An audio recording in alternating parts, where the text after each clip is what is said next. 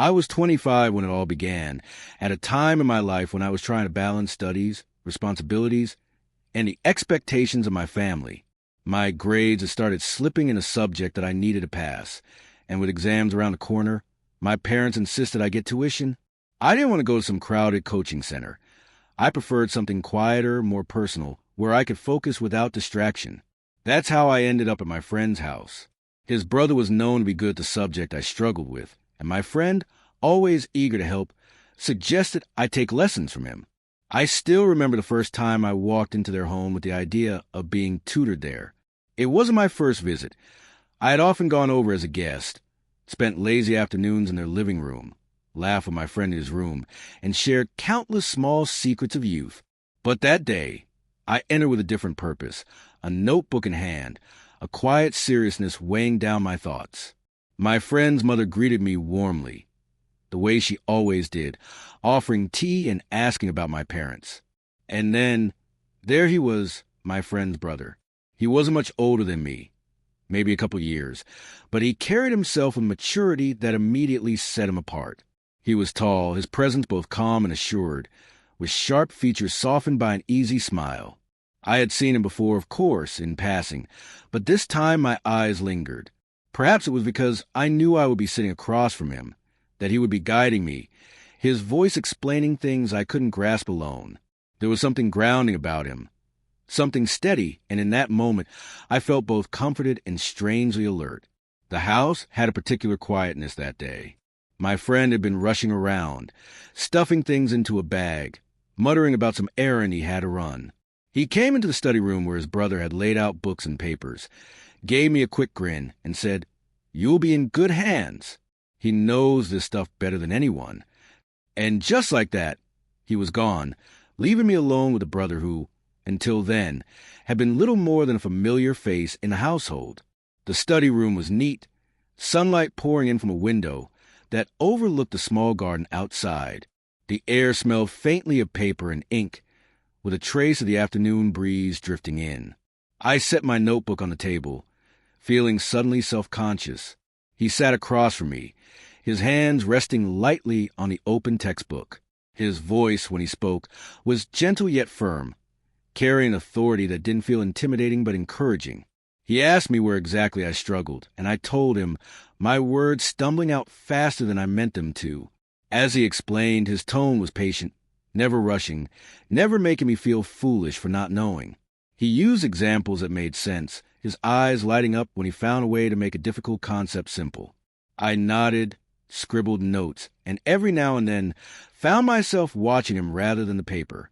His focus, the small curve of concentration on his lips, the way he paused before speaking. It all drew me in. Time seemed to pass differently in that room. Minutes stretched, not in boredom, but in a quiet intensity that made me aware of every sound, every shift of light across the table. I couldn't explain it then, but there was something about being alone with him that stirred a feeling I hadn't expected. It wasn't just admiration, though he was handsome. It wasn't just respect, though he was clearly intelligent. It was something subtler, something that reached past the surface and tugged at me. By the time my friend returned, the lesson had already wrapped up. He looked at me and laughed, asking if I had survived the serious teacher mode his brother was known for. I laughed too, but my thoughts were elsewhere. There was a sense that something had shifted, however slightly, between me and his brother. A door had opened, quietly, without either of us naming it yet.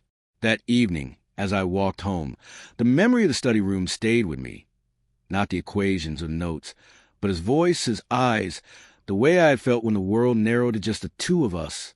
I told myself it was nothing, just my imagination playing tricks. But deep down, a part of me knew that something unexpected had begun, and that my visits for tuition would never be just about studying again.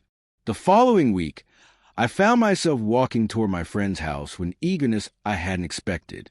I told myself it was because I wanted to improve, to finally conquer the subject that had been giving me sleepless nights.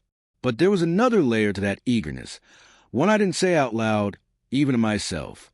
It was a thought of sitting across from him again, of hearing his calm explanations, of catching glimpses of the small expressions that flickered across his face when he was lost in thought.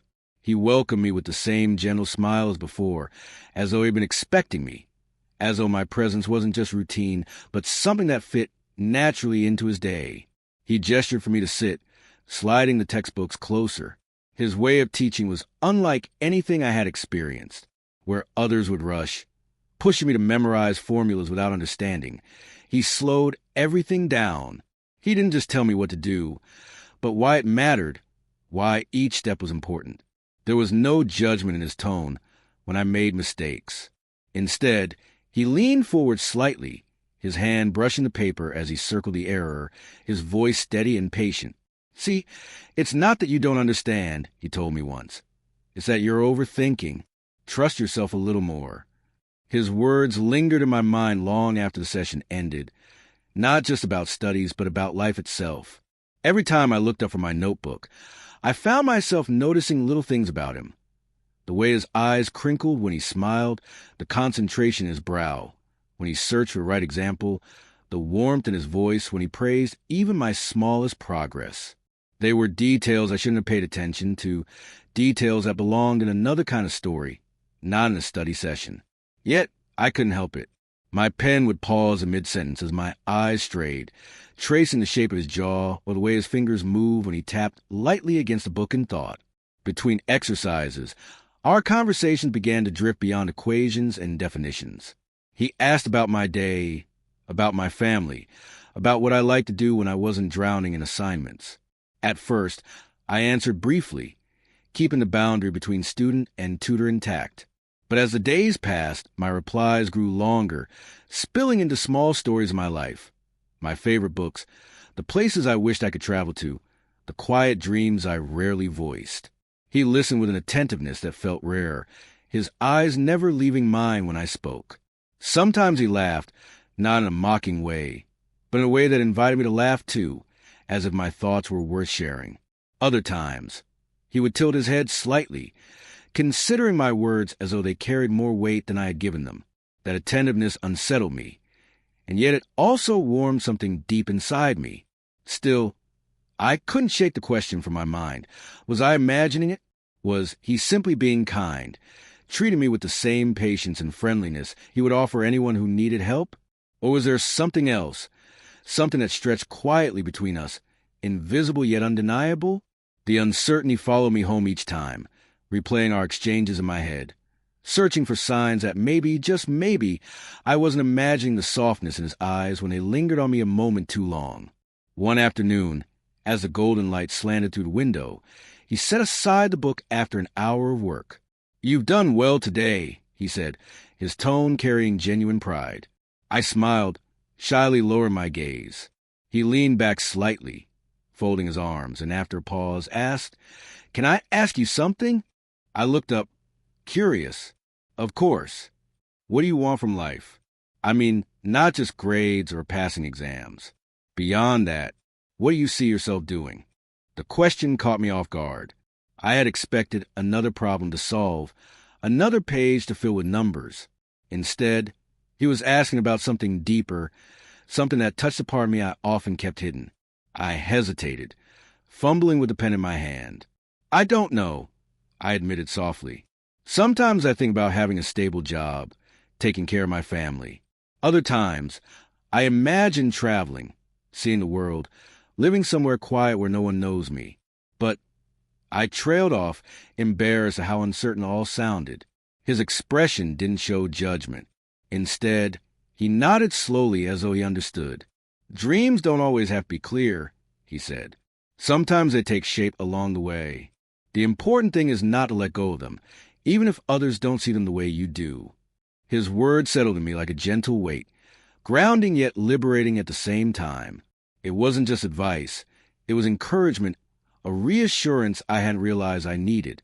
In that moment, I realized I wanted more than his lessons. I wanted his presence, his voice, his way of making me feel seen in a way few people ever had. That evening, when I left, the world outside felt sharper, brighter. I replayed the conversation again and again, his words echoing in my thoughts. Perhaps it was foolish to think there was more between us than tutor and student. Perhaps I was simply reading too much into simple kindness. But every time I recalled the way his eyes softened when he asked about my dreams, the way his voice lowered slightly when he encouraged me, I felt a warmth that refused to be dismissed. The study sessions became the highlight of my week. Each visit carried the same pattern: lessons, laughter, quiet moments that stretched longer than necessary. But each time, I left with the sense that something was quietly growing between us, like an invisible thread pulling us closer. And though I didn't yet know where it would lead, a part of me began to hope that it was leading somewhere beyond the pages of textbooks. It happened slowly, so slowly that I almost didn't notice the shift at first. One day blended into the next, lessons stacking one over the other, the rhythm of explanations and examples weaving themselves into something familiar. But within that familiarity, something new began to stir, something that had little to do with textbooks or grades. Our conversations stretched longer now, drifting easily away from problems and formulas into fragments of life, pieces of who we were outside the four walls of the study room. He asked me what kind of music I liked, and I confessed to a playlist full of old songs that most people my age would laugh at. Instead of laughing, he grinned.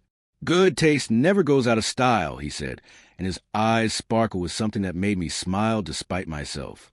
He told me about his own routines, his favorite place to sit in the garden when he needed to think, the way he sometimes stayed up too late reading.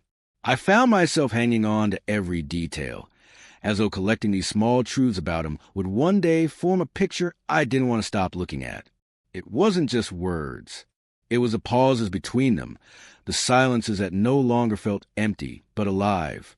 Sometimes, when I struggled with a question and felt quiet, I would feel his gaze linger, steady and patient.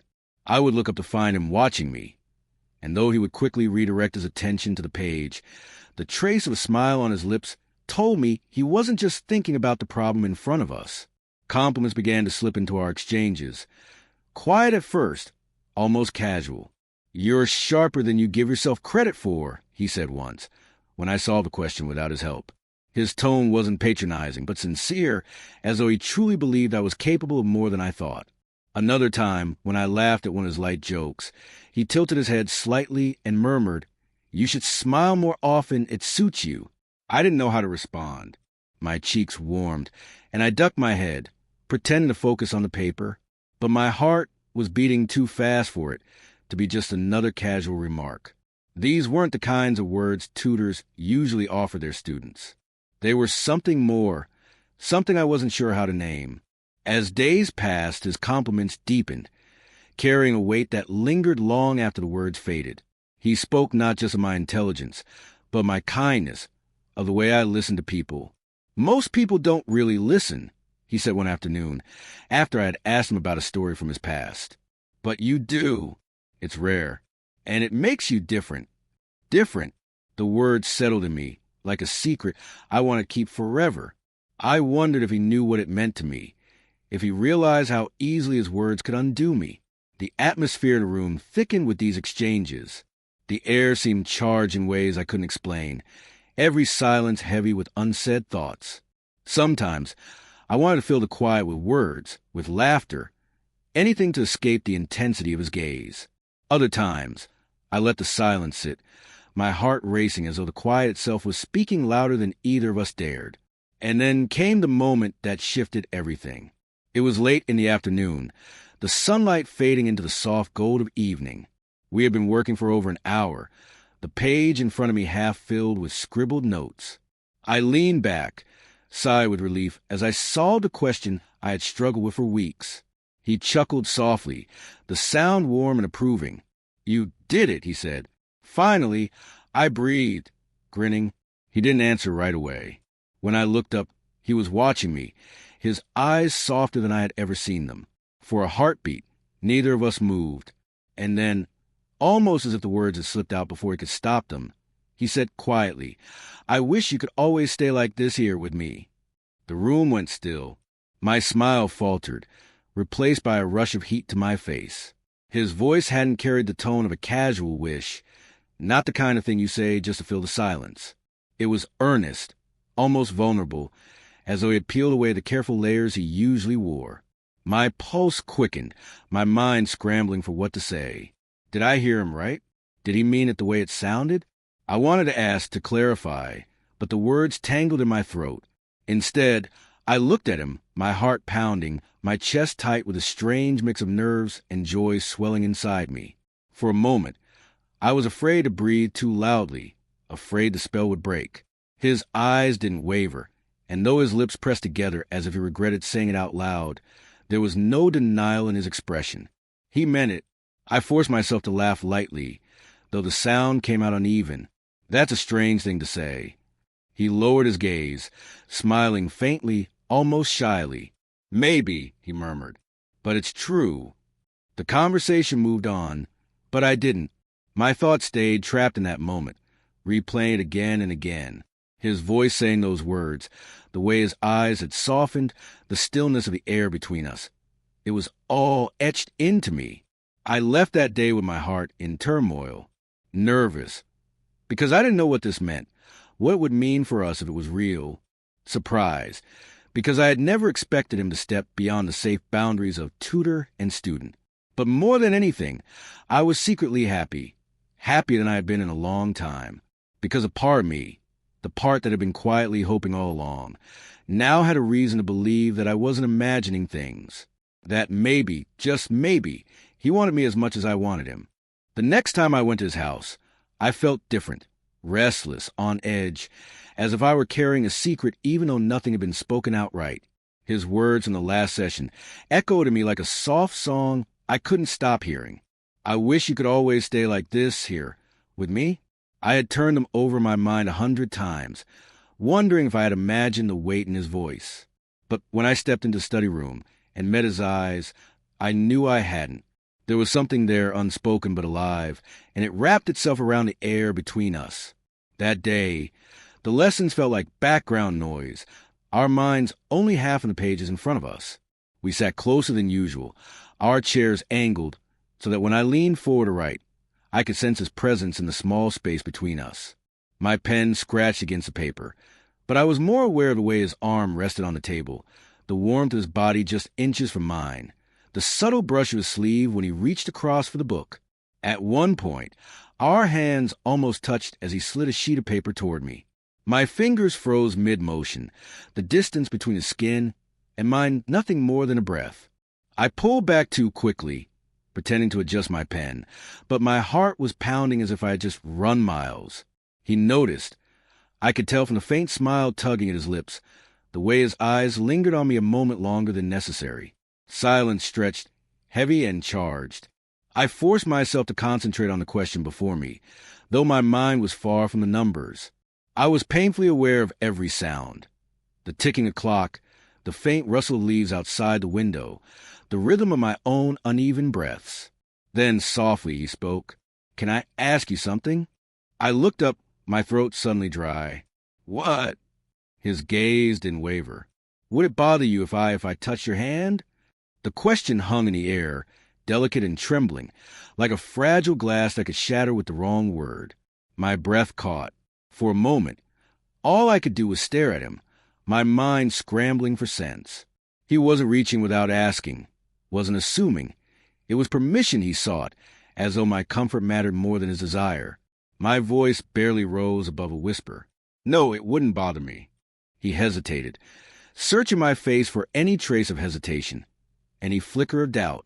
When he found none, he moved slowly, deliberately, as though each second mattered. His hand shifted across the table, and then his fingers brushed against mine. The touch was feather-light at first, tentative, almost questioning. The moment his skin met mine, a shiver rushed through me, not of fear, but of something electric, something warm that spread through my veins like fire and comfort all at once. His hand rested gently over mine, not gripping, not demanding, simply there, a quiet presence that spoke louder than words. I swallowed hard, my chest tightening as if my heart was too big for its cage. I had imagined what it might feel like, wonder how it would be if the space between us ever dissolved. But the reality was so much more overwhelming. His touch wasn't bold or careless.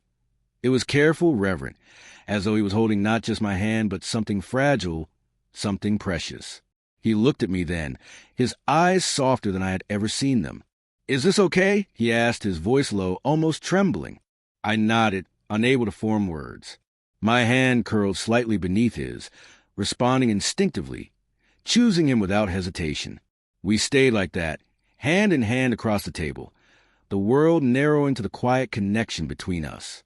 My pulse raced, but beneath the storm in my chest there was a strange calmness, too, a sense of safety, of belonging, as though this touch was where I was always meant to be.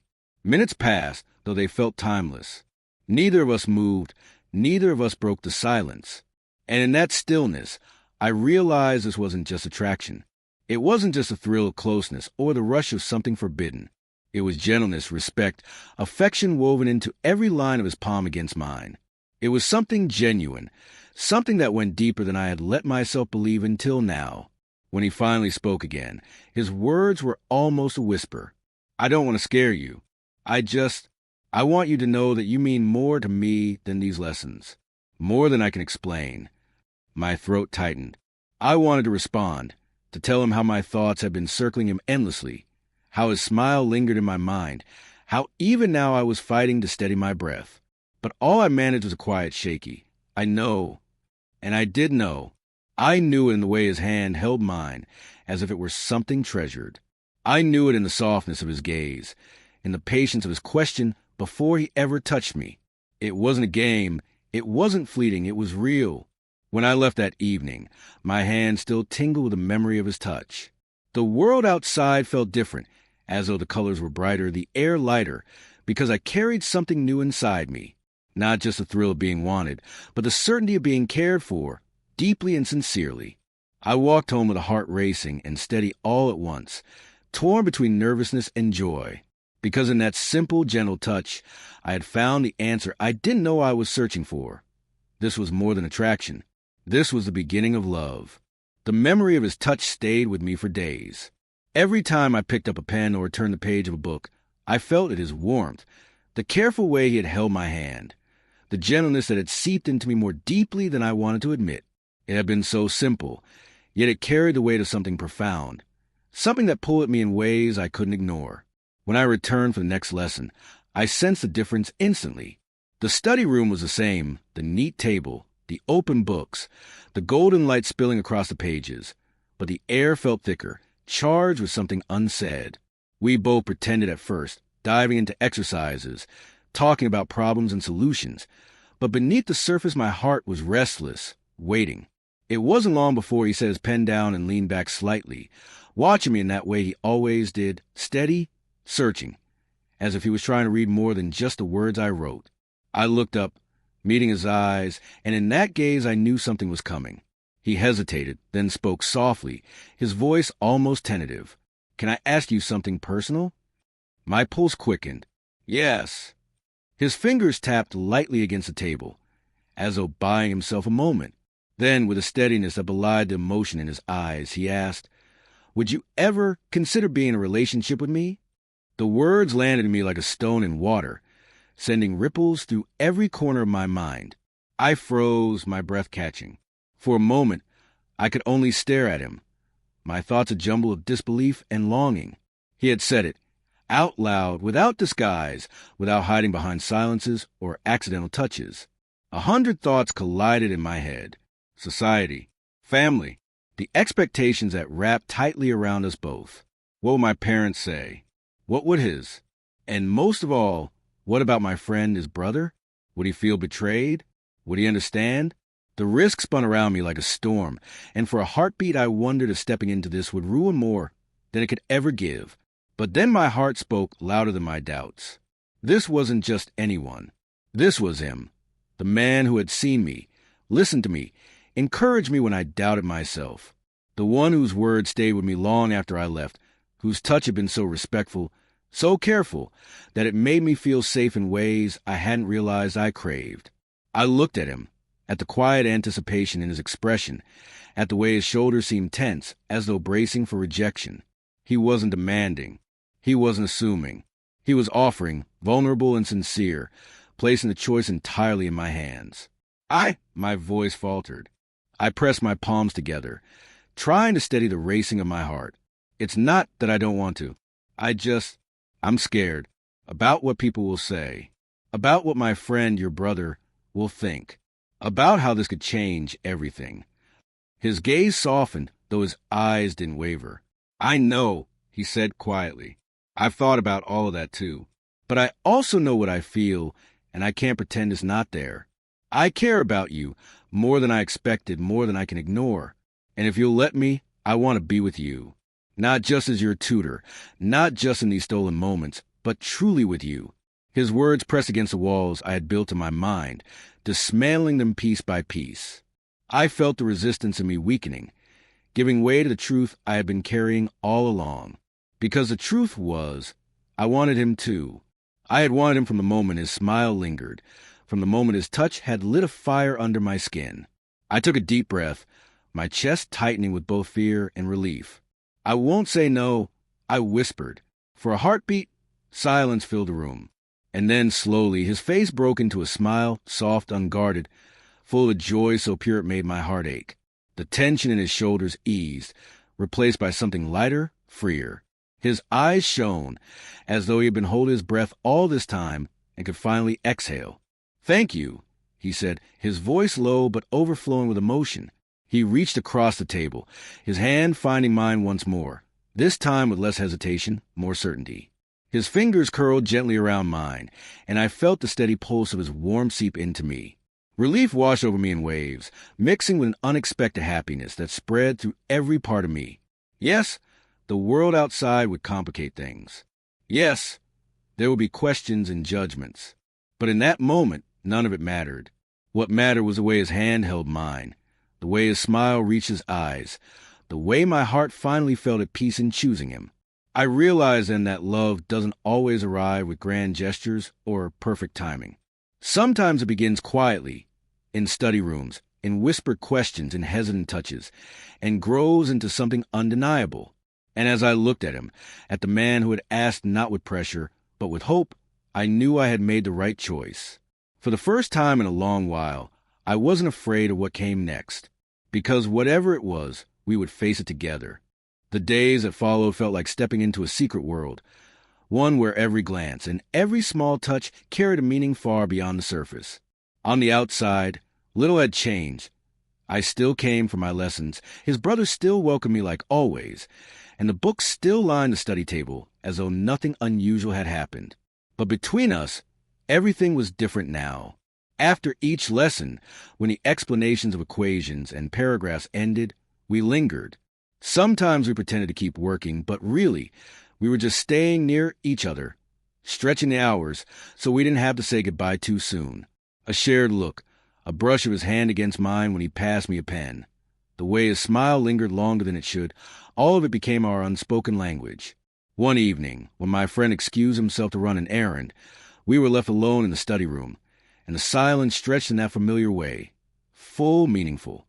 He leaned slightly toward me and whispered, "I can't stop thinking about you, even when you're not here."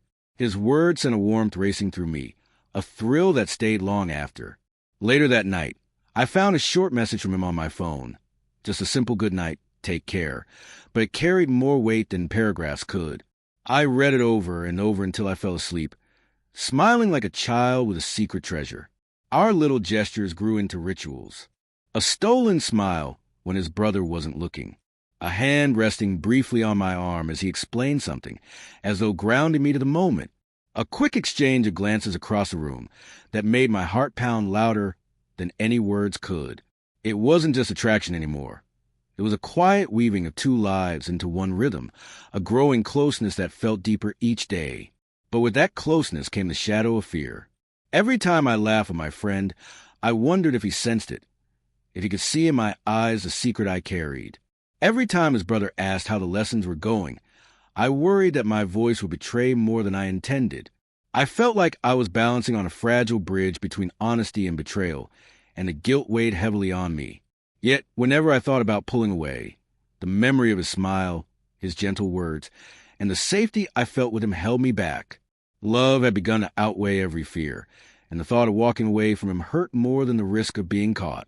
One evening, as we sat side by side, our books spread open but our focus lost, he reached over and slid a small folded note toward me. Curious, I opened it under the table. In his neat handwriting, it read, "You make everything feel brighter." Even the smallest moments with you mean everything to me. I swallowed hard, my eyes stinging with emotion. When I looked at him, he was watching me quietly, a small smile playing at his lips. I couldn't speak, but I didn't need to. The connection between us said everything. From then on, our lessons became something more, a time of shared laughter, whispered dreams, and promises too fragile to say aloud in front of others. He began asking me about my future, not as a teacher testing me, but as someone imagining himself in it. "Where do you see yourself in 5 years?" he asked one day, his gaze steady on mine. I thought about it, then smiled shyly. Hopefully happy. Hopefully with someone who cares about me. His fingers brushed mine beneath the table, hidden from sight. In that simple touch, I felt an unspoken vow. The dual life wasn't easy. Some nights, lying awake, I questioned everything. Whether it was worth the risk, whether we were being selfish, whether my friend would hate me if he ever found out. But every morning, when I walked into that house and saw his brother's eyes light up just for me, all my doubts dissolved. Love has a way of making the impossible feel bearable. And in those quiet days of secret messages, lingering touches, and laughter shared in hushed tones, I knew that no matter the complications, I couldn't give this up, because what we had was rare, fragile, and beautiful, and it was ours. Keeping secrets became harder with each passing day. What had started as small gestures and hidden smiles was now a part of me. I couldn't imagine my life without him. But living in silence, always fearing discovery, began to wear on us. I could see it in his eyes whenever his brother walked into the room. I could feel it in my chest when I laughed with my friend, pretending nothing had changed. One afternoon, after a long study session that had turned into quiet conversations about dreams and futures, he looked at me seriously and said, "We can't keep this hidden forever. Sooner or later, your friend will know, and I don't want him to hear it from someone else." His words settled in my heart like stones. He was right.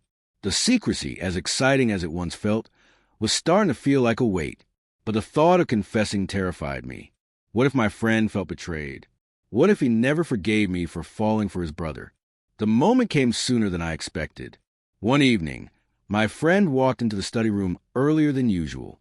We hadn't noticed his footsteps. Too caught up in a quiet moment, my hand resting in his brother's beneath the table. The look on my friend's face froze me. Shock, confusion, disbelief. He stood there silent, his eyes moving from his brother to me. I pulled my hand back quickly, but it was too late. The truth had already spilled into the open, unspoken yet undeniable. "What is this?" he asked, his voice low, heavy. I opened my mouth, but no words came out. It was his brother who answered, his voice calm but steady. "It's what you think. I care for him more than I can put into words." My friend stared, shaking his head slowly, as though trying to rearrange the pieces of a puzzle he hadn't known existed. "You mean you two together?" The silence was unbearable. I wanted to speak, to explain, but fear held me still. Finally, I managed to whisper, "I never meant to hurt you. It just happened." For a long moment, he didn't respond. He turned away, pacing the room, muttering under his breath. The tension in the air was suffocating. My heart pounded, bracing for anger, rejection, maybe even the end of our friendship. But then, unexpectedly, he stopped and looked at me. His expression had softened, though confusion still clouded his eyes. "I don't understand it," he said slowly. "But I can see how you look at each other. And I've never seen my brother like this before." Relief flooded through me so suddenly I almost broke down. It wasn't acceptance, not yet, but it wasn't rejection either. It was a door left open, a chance. In the days that followed, the news spread quietly to the family. His parents were the hardest. His mother, with tears in her eyes, asked me if I was serious, if this wasn't just some passing distraction. I held her gaze and told her the truth, that her son made me feel safe, cherished, seen in a way no one else ever had. His father was more reserved, his silence louder than any words. At dinner one evening, he finally said, "This isn't what we expected, but if this is your choice, then make sure it's built on respect. Don't play with each other's lives." It wasn't complete approval, but it wasn't rejection either. And in that gray space, we began to build something real. My friend still looked at me differently sometimes, as if trying to reconcile the boy he knew with the man sitting across from him now. But slowly, laughter returned. We began to talk again without the heavy pauses, and one day he even nudged me with a small smile and said, "Just don't break his heart, okay?" I promised him I wouldn't. The road to acceptance was uneven, filled with doubts and hesitant steps. But what mattered most was that the people closest to us could see our sincerity. They could see the way his eyes softened when he looked at me, the way I lit up in his presence. Love, when true, leaves little room for denial. And though we weren't fully free of judgment, we were no longer bound by secrecy. For the first time, I felt hope, not just for us, but for the life we could build together, openly, honestly, without fear. Life felt different once the truth was no longer a secret. There was a freedom in being able to look at him openly, to share a smile without glancing over my shoulder, to speak without coding every word in caution. Our relationship, though still young, began to feel solid, rooted in the sincerity we had both shown to his family and, most importantly, to each other. What surprised me most was how natural it all became. His mother, who had once looked at us with worried eyes, now called me for tea, sometimes even teasing me gently about how often I visited. His father, though quieter in his acceptance, would occasionally ask me about my plans for the future, his voice carrying a kind of cautious approval. My friend, the one whose discovery had shaken us both, slowly began treating us like any other pair. He even joked once, "I guess tuition really changed your life, huh?" And though his words carried humor, his smile told me he was genuinely happy for us. As for us, every day together felt like adding another thread to a bond that was already strong. It wasn't built on impulse or fleeting desire. It was built on choice, on respect, on the small decisions we made every day to stand by each other. I saw it in the way he listened when I spoke of my worries, in the way he always encouraged me when I doubted myself. He saw it in the way I cared about his dreams, the way I wanted to be part of his journey, not just someone watching from the sidelines. Sometimes, late at night, we would sit together in the study room, the very place where everything began. The books would still be there, but they remained closed as we talked about our lives. He once asked me softly, "Do you ever wonder where this will go?" I looked at him and smiled. "I don't wonder. I hope, and I believe." He nodded, his fingers brushing against mine, and whispered, "One day, maybe we'll make official a life together, just us always." The idea of marriage, though unspoken in detail, hovered between us like a promise neither of us needed to rush, but both of us cherished. It wasn't about ceremonies or traditions. It was about the certainty that we belonged with each other, and that no matter what path the future took, we would walk it side by side. Our days began to fill with small, ordinary joys that meant more to me than grand gestures ever could. The way he'd message me in the morning, just to say he hoped my day went well. The way we'd share quiet meals, sometimes in laughter, sometimes in silence that felt more comfortable than words. The way he'd notice when I was tired and simply sit with me, offering presence instead of advice. Love, I realized, wasn't in the dramatic moments. It was in the quiet ones, the steady rhythm of two hearts learning to beat in harmony. Looking back, I often smiled at how unexpectedly it had all begun. I had gone to his house for tuition, a notebook in hand, focused only on fixing grades and passing exams. I thought I was just borrowing his time and knowledge. But instead, I found something far greater, someone who would change the course of my life. What started as lessons in a quiet study room became lessons of the heart, teaching me about patience, trust, and the courage to embrace what feels right even when it's uncertain. Now, as I walk into that house, I no longer feel like just a guest or a student. I feel like I belong not just to the family, but to him. And as we sit together, dreaming of days yet to come, I know with a certainty that surprises me even now. I went for tuition, but I found love instead.